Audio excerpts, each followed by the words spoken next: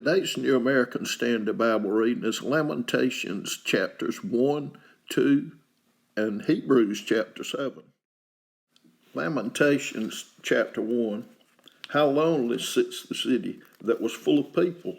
She has become like a widow who was once great among the nations. She who was a princess among the provinces has become a forced laborer. She weeps bitterly in the night, and her tears are on her cheeks. She has none to comfort her among all her lovers. All her friends have dealt treacherously with her. They have become her enemies. Judah has gone into exile under affliction and under harsh servitude. She dwells among the nations, but she has found no rest.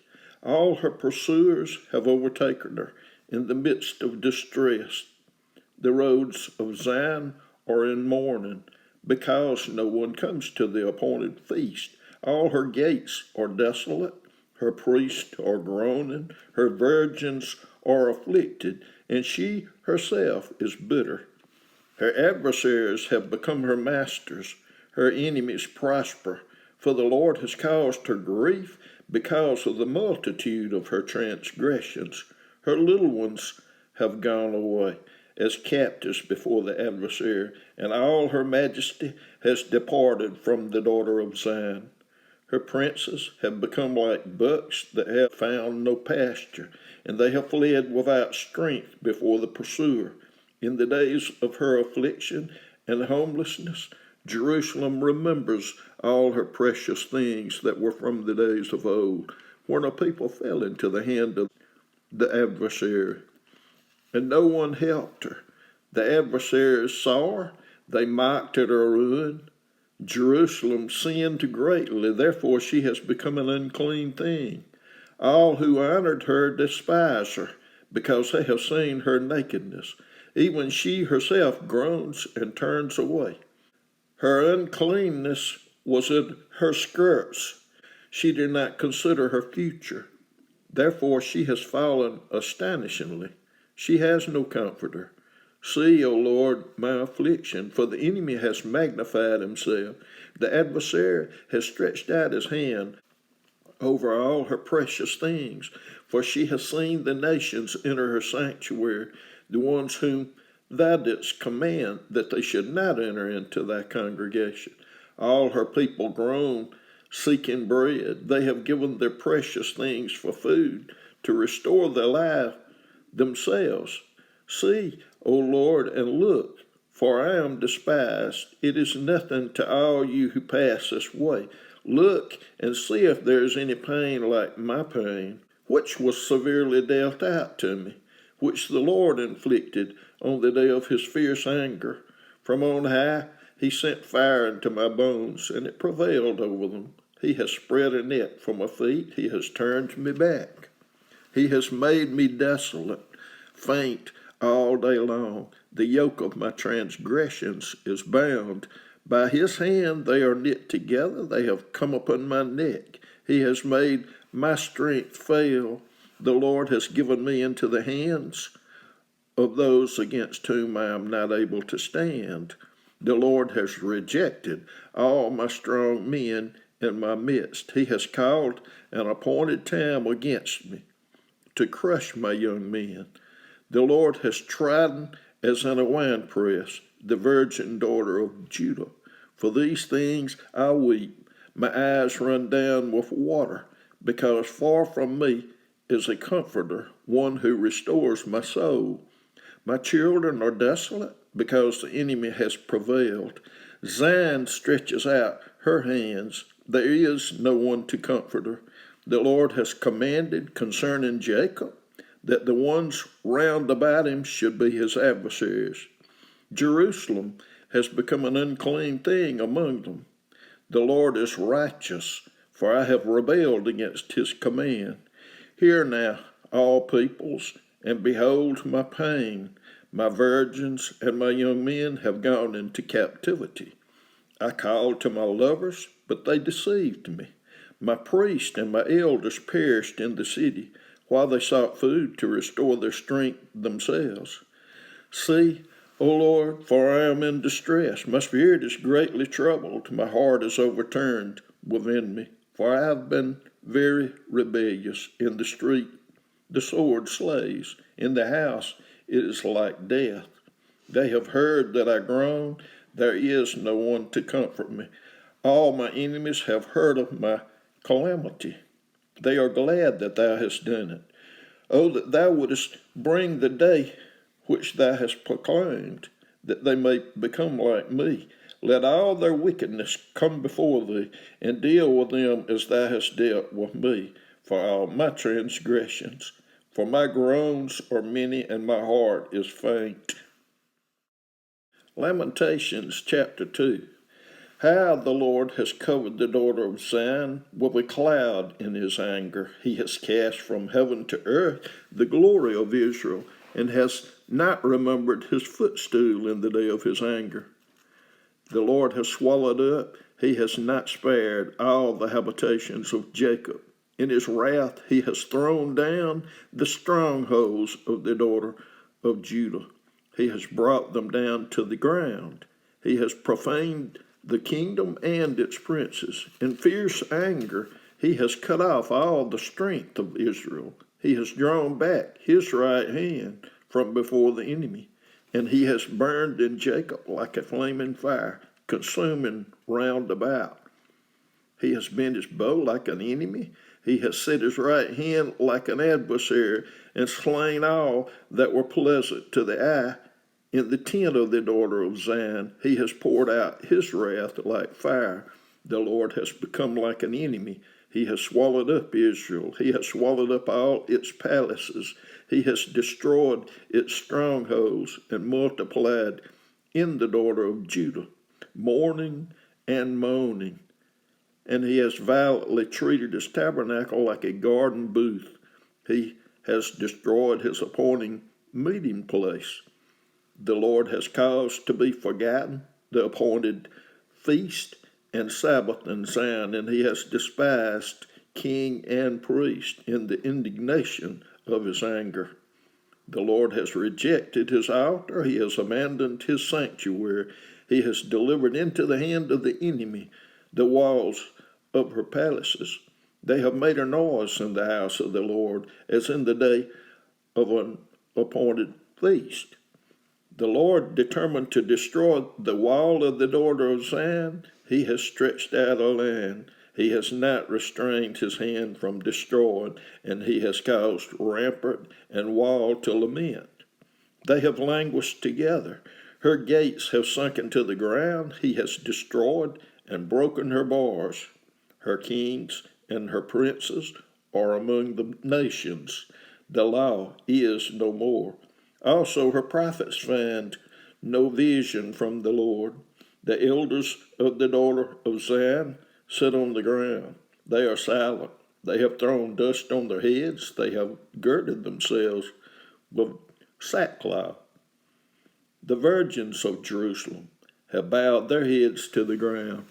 My eyes fail because of tears. My spirit is greatly troubled. My heart is poured out on the earth because of the destruction of the daughter of my people, when little ones and infants faint in the streets of the city. They say to their mothers, "Where is grain and wine?" as they faint like a wounded man in the streets of the city, as their life is poured out on their mother's bosom. How shall I admonish you? To what shall I compare you, O daughter of Jerusalem? To what shall I liken you as I comfort you, O virgin daughter of Zion? For your ruin is as vast as the sea. Who can heal you? Your prophets have seen for you false and foolish visions, and they have not exposed your iniquity, so as to restore you from captivity. But they have seen for you false and misleading oracles. All who pass along the way clap their hands in derision at you. They hiss and shake their heads at the daughter of Jerusalem. Is this the city of which they said, the perfection of beauty, a joy to all the earth?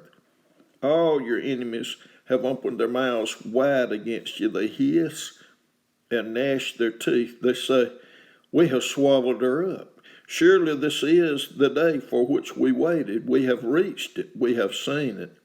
The Lord has done what he proposed. He has accomplished his word, which he commanded from days of old. He has thrown down without sparing, and he has caused the enemy to rejoice over you. He has exalted the might of your adversaries. Their heart cried out to the Lord, O wall of the daughter of Zion, let your tears run down like a river day and night. Give yourself no relief. Let your eyes have no rest. Arise, cry aloud in the night. At the beginning of the night watches, pour out your heart like water before the presence of the Lord. Lift up your hands to him for the laugh of your little ones who are faint because of hunger at the head of every street. See, O Lord, and look, with whom hast thou dealt thus? Should women eat their offspring, the little ones who were born healthy? Should priest and prophet be slain in the sanctuary of the Lord?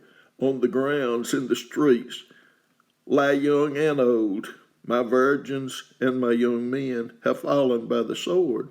Thou hast slain them in the day of thine anger. Thou hast slaughtered, not sparing.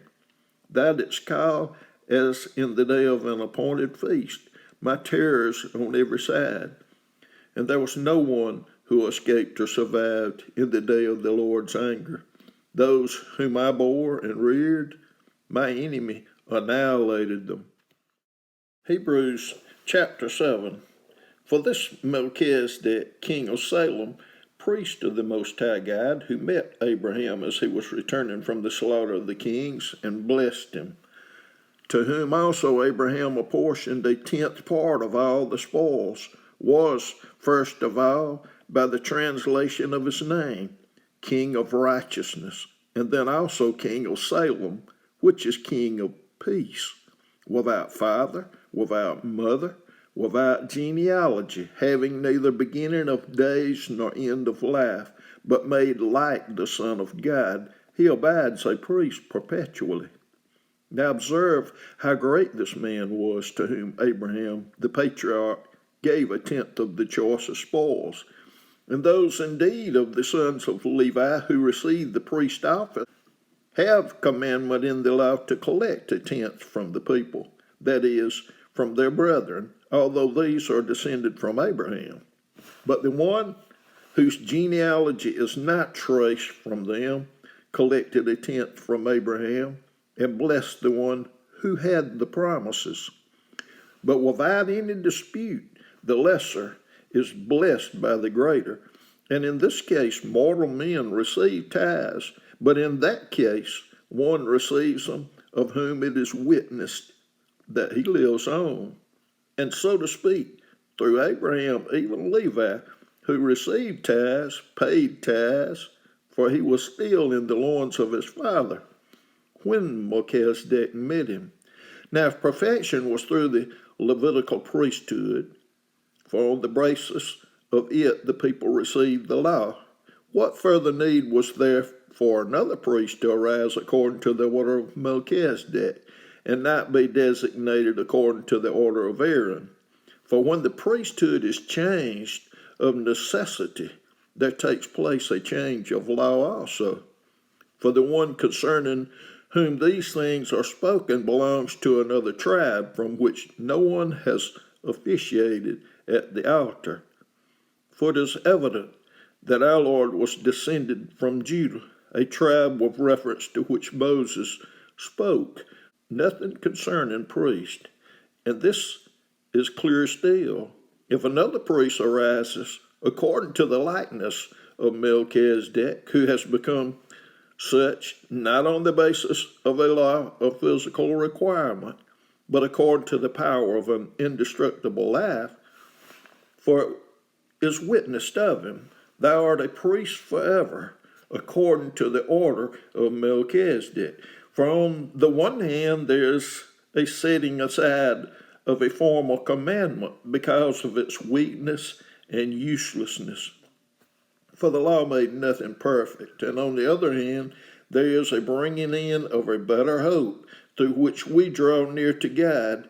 And inasmuch as it was not without an oath, for they indeed became priests without an oath, but he with an oath through the one who said to him, the Lord has sworn and will not change his mind.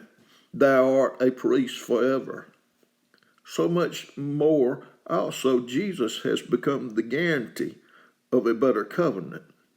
And the former priests, on the one hand, existed in great numbers because they were prevented by death from continuing. But he, on the other hand, because he abides forever, holds the priesthood permanently. Hence also, he is able to save forever those who draw near to God through him, since he always lives to make intercession for them.